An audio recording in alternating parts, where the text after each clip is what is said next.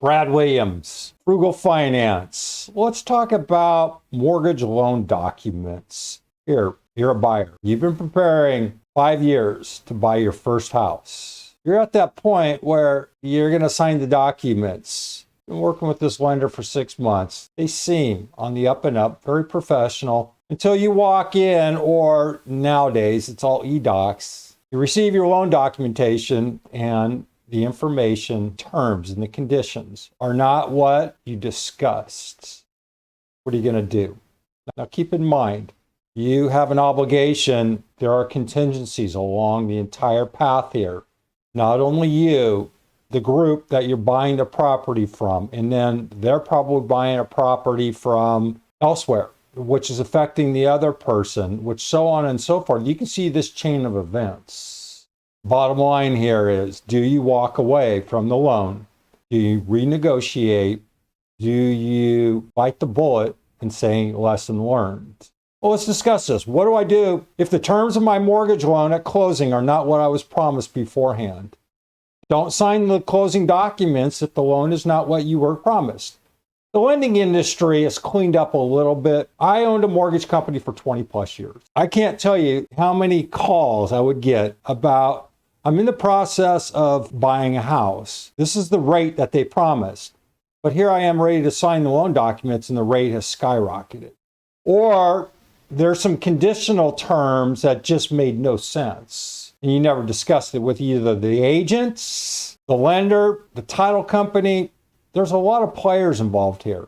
For example, let's say there were home repairs that the entire transaction pivoted around. And those particular repairs either were not completed, they weren't signed off, or there wasn't a contingency. In other words, you could ask for $10,000 to be set aside in escrow for a new roof, and you'll take care of it yourself, or something like that. And then it comes time to sign your loan documents, and none of that information's there. Those are considerations you need to consider.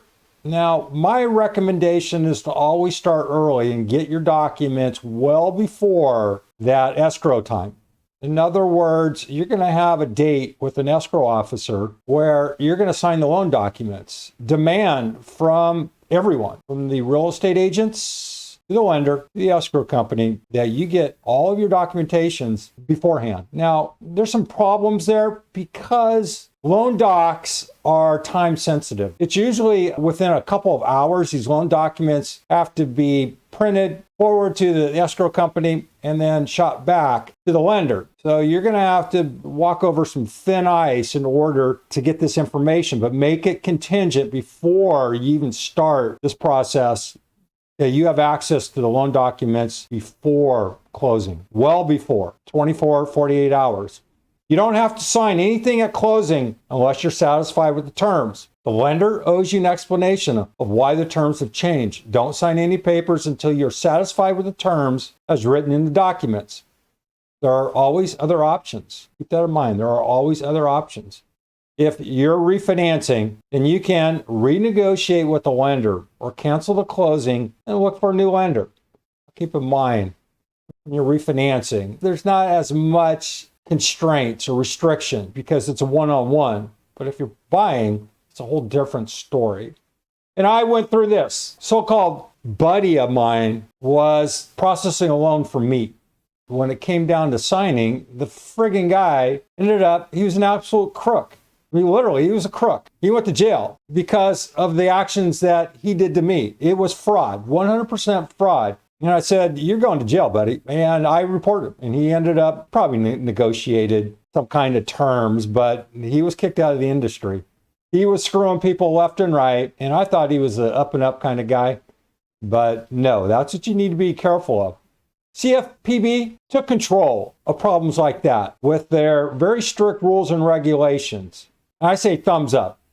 You, as the consumer, need to be protected from miscreants, these bad apples, and they're out there. And I'm glad CFPB's here, but here it is, beginning of 2025, and this new administration, this agency is a no good, rotten, only out after the banks. Well, maybe they should turn over a few rocks and explore the advantages and the help this agency has provided to the consumer. Anyway, if you're using the mortgage to buy a new home, you still have options. You can ask the lender why you're not being given the loan you were promised and insist upon the promised terms. You can also negotiate with the seller for more time to find a new lender. However, your purchase contract with the seller may limit the amount of time you have to purchase the home. There may also be legal or financial consequences if you break the promise you made in the contract with the seller. Now, keep in mind, generally within the terms of a sales contract when you're purchasing, you're going to have this finance clause. And the finance clause says if you can't get financing, then you can walk away from the deal.